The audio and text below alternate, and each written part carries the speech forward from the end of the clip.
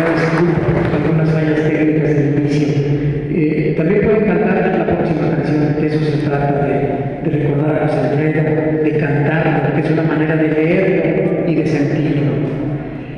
Estamos muy contentos, muy complacidos. El Estado de Guanajuato ha hecho un esfuerzo importante por tener una presencia editorial destacada en esta Feria Internacional del Libro.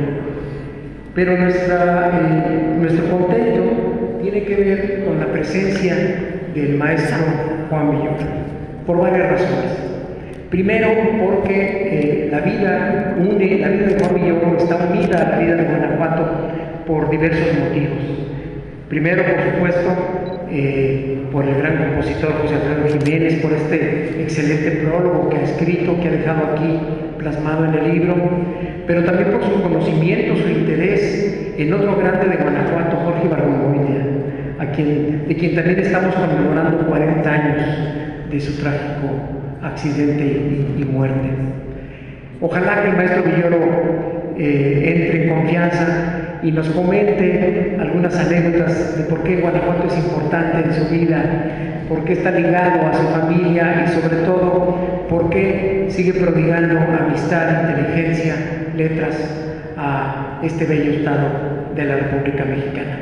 Vamos a escuchar entonces la presentación del maestro Juan Villoro, por favor.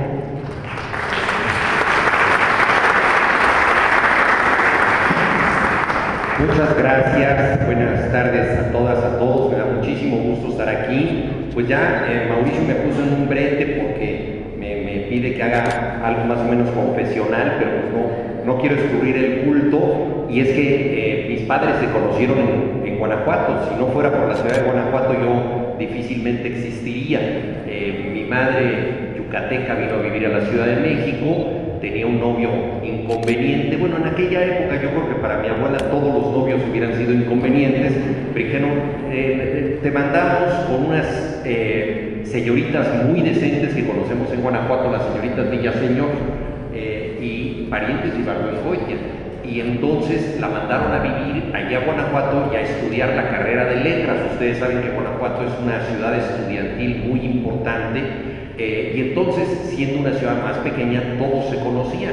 Y entonces, escapando o alejándola de un novio, pues la acercaron a otro novio, porque resulta que mi futuro padre daba clases en la Universidad de Guanajuato.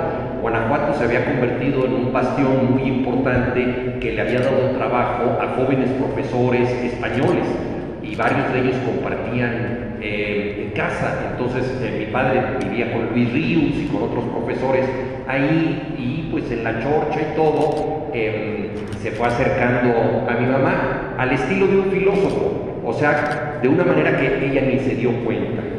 No se dio cuenta porque él la veía y reflexionaba, pero los demás empezaron a decir, oye, él nunca venía aquí al café donde siempre nos reunimos y todo, ya algo está cambiando, ¿no? Y un pintor, Manuel Leal, ¿no?, que es un pintor de escenas de Guanajuato, muy hermosas de la vida, las costumbres de Guanajuato, utilizó a mi mamá en un cuadro como modelo de una escena de grupo, y como ella siempre andaba cargando un libro, le puso que ese libro decía filosofía. Dijo, ¿por qué si yo no estudio filosofía? Y le dijeron, pues ya te enterarás, hay alguien que anda por ahí buscándote. Ese alguien era mi padre. Los convocaron a los entremeses cervantinos y actuaron en el Retablo de las Maravillas. Y mi mamá salía de aldeana y él salía de un noble o algo así.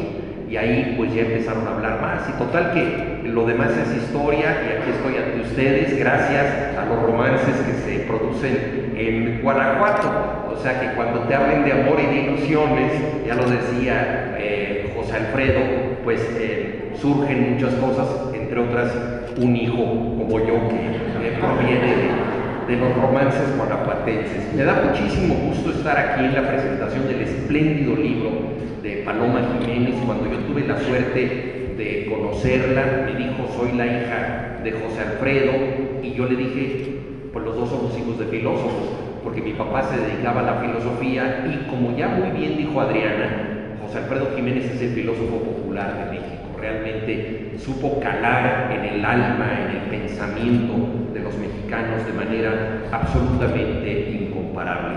Se ha convertido en una figura tan legendaria que no requiere de apellido, de modo que si nosotros decimos José Alfredo, sabemos a quién nos referimos. Ya hizo inútil el apellido o cualquier otro tipo de denominación. No necesitaba CURP, él simplemente con ser José Alfredo se identificaba en cualquier lugar del mundo. Nació en 1926 en Dolores y ahora podría tener 97 años, entonces nos abandonó demasiado pronto y sin embargo su trayectoria fue extraordinariamente prolífica. Yo no soy un crítico de música, pero como cronista de la cultura popular mexicana, la figura de José Alfredo me parece insoslayable, porque representa una época muy importante en el imaginario nacional, que es cuando el México campirano ya no es la cultura dominante, es el México que empieza a ser urbano, el México de los años 40, muy apoyado en un medio de comunicación de entonces, la radiodifusión, y en XX, en XW empiezan a propagarse las canciones importantes de la época y se empieza a crear una nueva mitología. Y en buena medida, la mitología que contribuye a crear José Alfredo tiene que ver con lo que queda de ese país campirano, las leyendas que llegan todavía de la revolución, las largas travesías a caballo, y él se convierte en un mitógrafo de todo esto. Nos cuenta en este libro apasionante Paloma Jiménez cosas tan interesantes como la siguiente, por ejemplo, el corrido del caballo blanco. Pues el caballo blanco en realidad era un coche, era un Chevrolet blanco que acompañó a José Alfredo de arriba abajo. El noble jinete era un amigo inseparable de él, Benjamín Rábago Lozano, pero pues naturalmente a la hora de hacer la canción esto se expandió en un mito, como un caballo que hubiera recorrido pues, prácticamente todo el país, un caballo realmente único. Entonces José Alfredo tenía esa capacidad de darnos todavía la idea de un México que estaba desapareciendo, que se consolidaba en el periodo de oro del cine mexicano y que para muchas gentes de las siguientes generaciones generaba la nostalgia de lo que nunca había conocido, ese México de los pequeños pueblos, de las cabalgatas, en fin, un México más rural. Y también supo José Alfredo entroncar con los sentimientos de la gran ciudad, sentimientos que tenían que ver un poco con esta nostalgia de lo que no era la vida urbana, pero también con la música que se reformula en la Ciudad de México. El mariachi, según cuentan los expertos, empieza como música de cuerdas exclusivamente y al contacto con las ciudades entonces adquiere trompetas, es decir, competir con el estruendo urbano está difícil y entre claxonazos, sirenas, cilindros y tantas otras cosas, el mariachi adquiere una dotación de vientos mucho más fuerte. Entonces es en la ciudad donde José Alfredo Jiménez se consolida como compositor y donde vive. Él trabaja como mesero en un lugar de la colonia Santa María La Ribera, que se llamaba entonces La Sirena, lugar donde todavía se le recuerda. Y como José Alfredo es producto siempre de leyendas, gente afirma que lo alcanzó a ver ahí todo, no sabemos si es real o no, pero bueno, así pasa con los mitos. En José Alfredo todo adquiría esta dimensión legendaria. Adviertan ustedes este dato. En un tiempo jugó fútbol bastante bien, fue portero suplente de un equipo de primera división que era el Marte, que era el equipo del ejército mexicano, y él era suplente nada más y nada menos de Antonio La Tota Carvajal. Entonces, aunque aunque no destacó en el fútbol, el solo hecho de que estuviera con el Cinco Copas, el gran jugador que posteriormente destacó sobre todo en el León, pero que fue el primer jugador en el mundo que participó en 5 mundiales. Bueno, en la sombra de este gran portero estaba nada más y nada menos que José Alfredo Jiménez.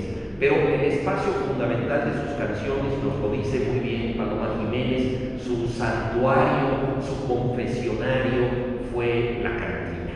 Realmente ahí es donde José Alfredo Jiménez encontró la manera de confesarse y de que la gente se confesara con él, y ahí es donde él creó una prolífica producción de cerca de 300 canciones, lo cual se dice fácil.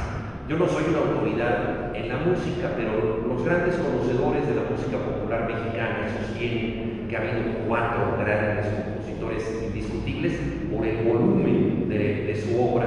Por supuesto son Agustín Lara, Armando Manzanero, Juan Gabriel y José Alfredo Jiménez. De estos 4, el que más hondo ha calado en los vericuetos del corazón es, sin lugar a dudas, El Pensador de Dolores, porque el repertorio sentimental de José Alfredo es amplísimo. Él puede tener una letra de total desprendimiento. Yo quiero que te besen otros labios, ya lo citaba Adriana, pero luego la posesividad total, ¿verdad? O sea, se va ella, te vas porque yo quiero que te vayas, ¿no? Es decir, este dominio y desprendimiento, despecho y anhelo, ¿no? Todo el amplísimo repertorio que desde el principio de los tiempos integra la poesía moderna, lo que Ovidio en la poesía latina hizo en el arte de amar, y luego en los remedios de amor, ¿verdad? Anhelar al otro y luego curarte de aquello que tanto te duele, ¿no? El mayor de los problemas y por supuesto el más maravilloso de todos, el amor. José Alfredo supo entenderlo de manera excepcional. En el libro de Paloma nosotros tenemos una suerte de cancionero razonado. Cancionero porque nos cita todas las canciones, nos lleva de la mano por cada una de ellas, pero hace una interpretación muy profunda. Como doctora en filología, ella entiende el significado profundo, que yo creo que es un significado que escapa al propio compositor. Es decir, como todo artista, José Alfredo intuitivamente decía cosas que probablemente no sabía cuál era el alcance fundamental de lo que estaba diciendo. Entonces las canciones eran muchas veces mucho más complejas que sus intenciones, y se requería de una gran intérprete para llegar realmente a esta enciclopedia del sentimiento que nos plasma José Alfredo. Tiene también el libro un talante ético muy importante, y me atrevo a decir una actitud valiente, porque es la hija del compositor la que habla de su padre, pero no ha querido hablar exclusivamente de una gran figura, no ha querido hacer la hagiografía de un santo, no ha querido idolatrarlo desde la escritura, ha querido algo más complejo, más profundo y más amoroso, entenderlo. Y cuando nosotros entendemos a los demás, los entendemos en su complejidad, con sus limitaciones, con sus defectos, con sus claroscuros. Entonces, el retrato que nos da Paloma en la vida y en la obra de su padre es un retrato de cuerpo entero, es un retrato en donde nosotros vemos a una personalidad que revive ante nosotros con las virtudes indiscutibles que tuvo, pero también con todas las limitaciones que tiene un ser humano, y que eso hace también que las virtudes valgan más, porque las virtudes surgen muchas veces del desperdicio de nuestros defectos. Los tenemos inevitablemente, pero si sabemos desperdiciarlos un poco, pues a lo mejor podemos hacer algo importante. Un muy buen poeta y ensayista colombiano, Darío Jaramillo Agudelo, hizo una antología de las letras de canciones, y ahí él en el prólogo comenta lo siguiente, que desde el origen de los tiempos ha habido una poesía para leer y una poesía para oír. Buena parte de la poesía que conocemos, incluso poesía que hoy en día leemos, ¿no? La poesía épica de Homero, por ejemplo, estaba destinada a ser recitada. Y hay una gran cantidad de obras que están destinadas a ser recitadas o cantadas. Y él dice, no debemos calibrar del mismo modo lo que está destinado a ser cantado que lo que está destinado a ser leído. Son dos tipos de poesía, pero no se trata de que compitan unos con otros, entonces de elevar la poesía popular al rango de la llamada alta poesía. No, son registros diferentes, ambos profundamente necesarios y válidos.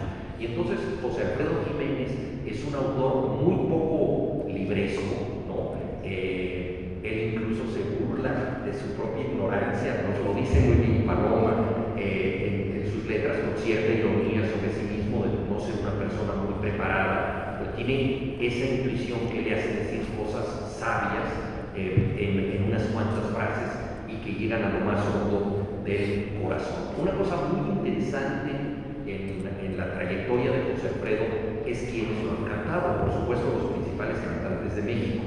Y uno pensaría, por ser un compositor que está hablando desde la perspectiva de un hombre que es el rencor ranchero del hombre atravesado, el que se puede manifestar en las voces, por ejemplo, de los charros cantores, Jorge Negrete o Pedro Infante.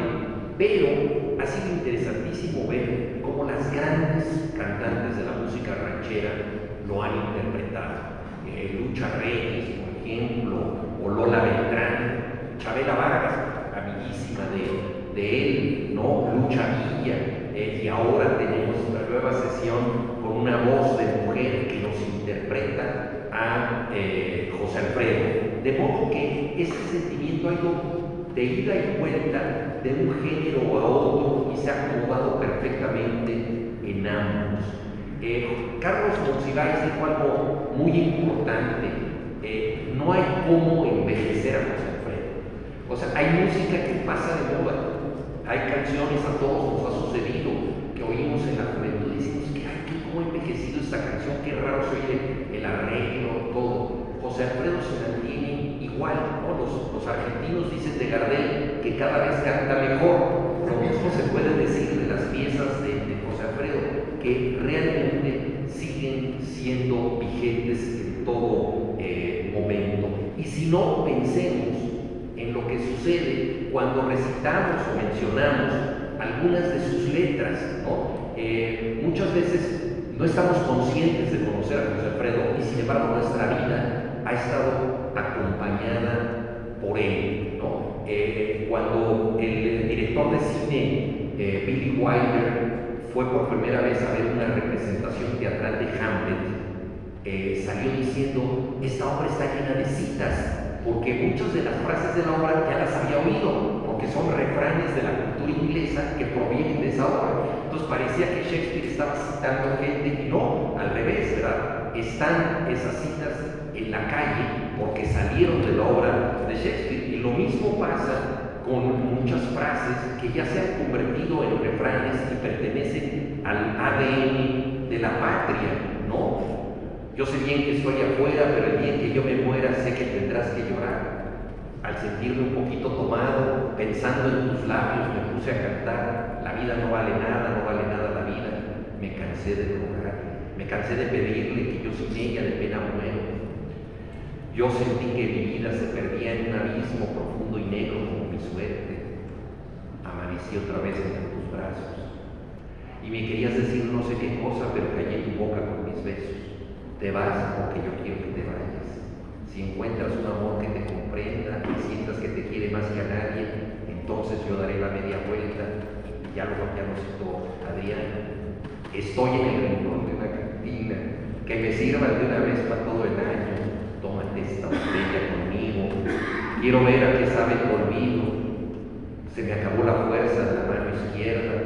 En fin, todas estas para de hoy en adelante. El amor no me interesa. Podríamos seguir así. Son frases que pertenecen a nuestra vida, las tenemos tatuadas en el alma y muchas veces no sabemos de dónde vienen, no sabemos que son de José Alfredo. Es como si una sola persona hubiera podido escribir repertorio sentimental que nosotros tenemos, ¿no? Así como hay armarios que guardan cosas, hay almarios que guardan almas, ¿no? Y uno de los más grandes y ricos que tenemos es el de José Alfredo Jiménez.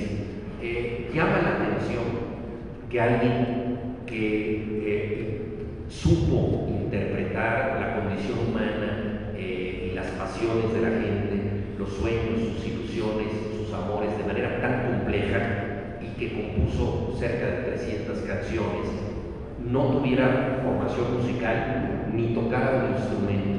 El maestro componía silbando. Es algo extraordinario. Muchas veces en la noche oímos a alguien que en la sombra, en la soledad, está silbando, acompañándose a sí mismo, y a través de ese silbido nos hace compañía. Ese es el instrumento más humilde y más poderoso de la música popular mexicana, y lo supo utilizar José Alfredo Jiménez de manera extraordinaria. Con silbidos interpretó lo que nosotros somos, y concluyo con dos de sus frases que para Joaquín Sabina representan la condición insuperable de un letrista. Él dice: yo daría toda mi obra por poder decir, y lo merece José Alfredo, cuántas luces dejaste encendidas, yo no sé cómo voy a apagarlas. Muchas gracias. Gracias a tío Orozco Mata García por esta interpretación de una letra del gran José Alfredo Jiménez. Hay que decir, después de escuchar a Juan Villoro, además que bien lo dice, ¿no?, a propósito de José Alfredo Jiménez, añadir tan solo que Javier Villaurrutia, en una explicación sobre el lirismo mexicano, nos decía que el pueblo tiene su propia poesía, su propio andamiaje poético para entenderse, para expresarse. En tiempos prehispánicos se pensaba que había más de 300 poetas en la calle, destacando el gran Nezahualcóyotl. Y en el devenir de la historia, pues aparece Sor Juana Inés de la Cruz, más cercano a nosotros y no tanto Ramón López Velarde, que también se puede cantar. El propio Octavio Paz, con gran musicalidad. Armando Manzanero, que ya mencionaba, y llegar a la gran voz poética de José Alfredo Jiménez. Llegar para que nos sigamos entendiendo, para que nos sigamos queriendo, amando, estrujando a través de estas canciones. Y de esa voz heredada aparece otra voz, la de su hija, Paloma Jiménez Gámez, quien, como decía el maestro Villoro, nos interna en esta obra poética de José Alfredo para entenderla. Y en esa comprensión va el amor, va la dedicación y, por supuesto, la entrega de la estudiosa de las letras del propio autor. Vamos a escuchar entonces a la hija de José Alfredo Jiménez, autora del libro, Paloma Jiménez Gámez.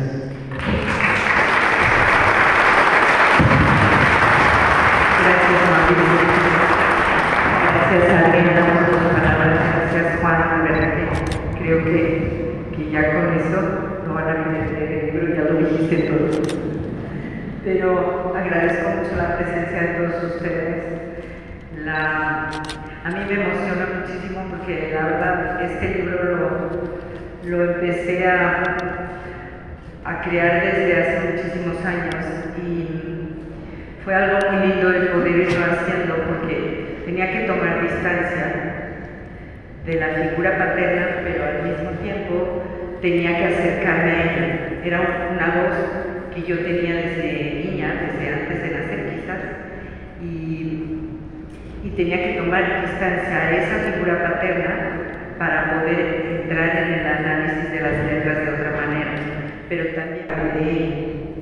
Entonces me gustaría más que nada narrarles con esta canción que acaba de cantar el tío Orozco Mata García. Muchísimas gracias. Es una anécdota muy linda, pero creo que ilustra todo esto que hemos ido viendo a través de esta charla. Bueno, de las palabras de Adriana, de las palabras de Mauricio y desde luego de todo lo que nos dijo Juan.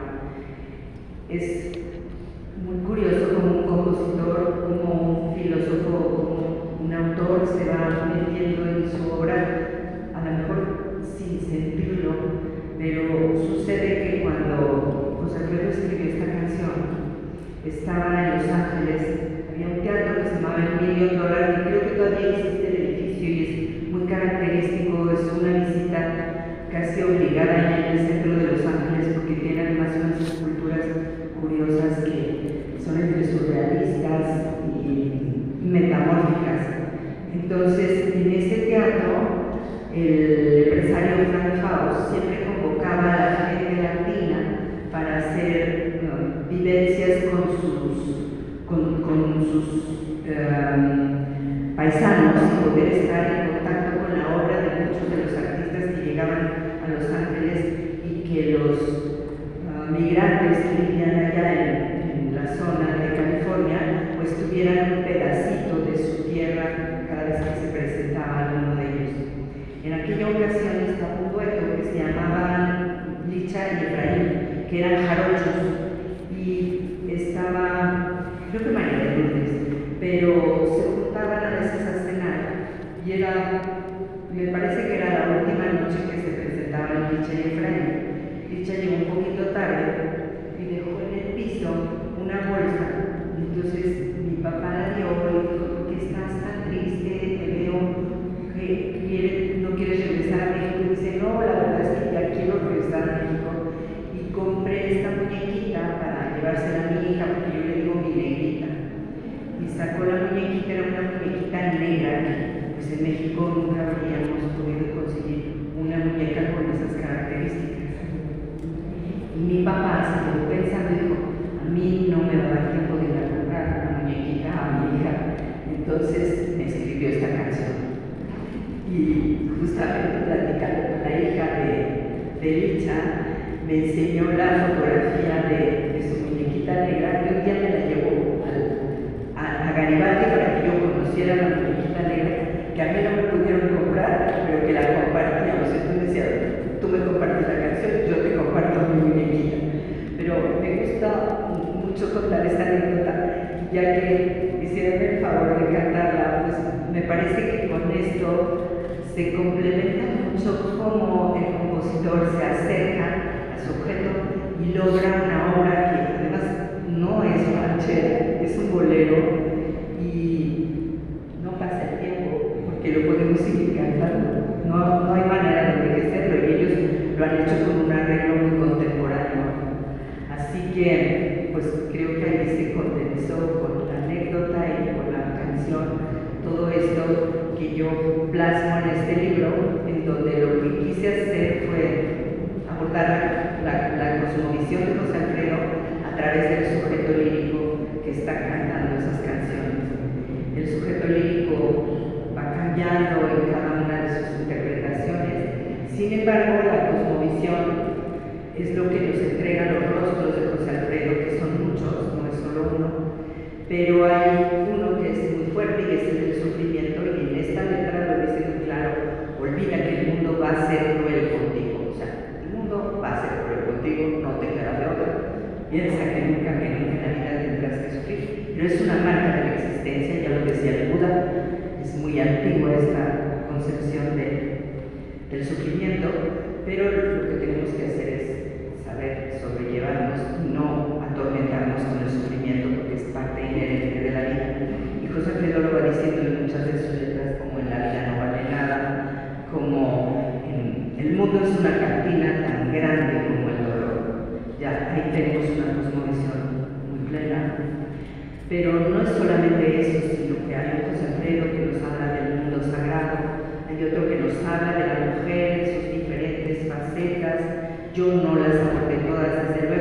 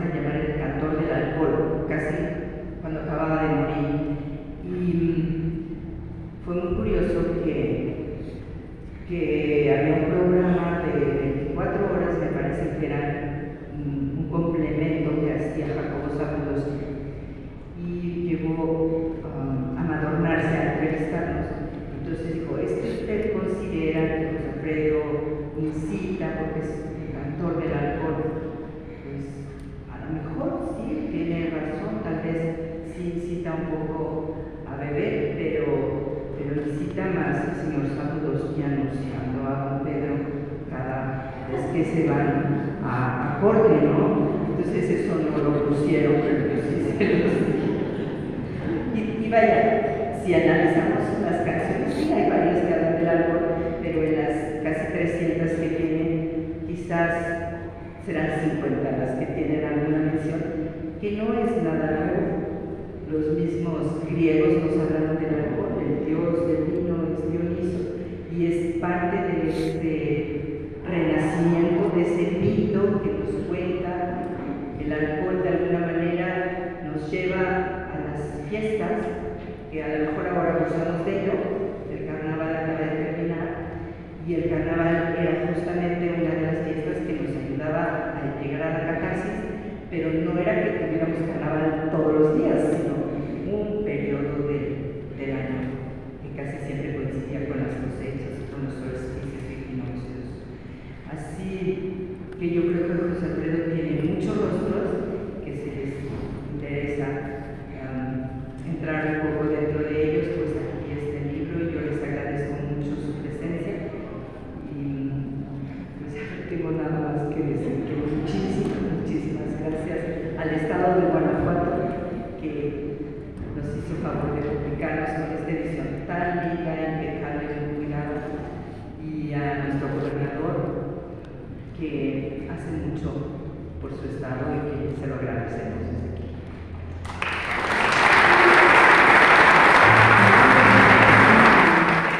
Cuando te hablo de amor y de ilusiones, quisiera leer un fragmento de una canción a propósito del trago de José Alfredo para simbólicamente despedirnos de cada uno de ustedes. Tómate esta botella conmigo y en el último trago nos vamos. Quiero ver a que salga un buen vino sin poner en mis ojos tus manos. Esta noche no voy a rogarte, esta noche te vas de veras. Qué difícil tener que dejarte sin que sienta que ya no me quieres. Muchas gracias, Juan Miguel. Muchas gracias.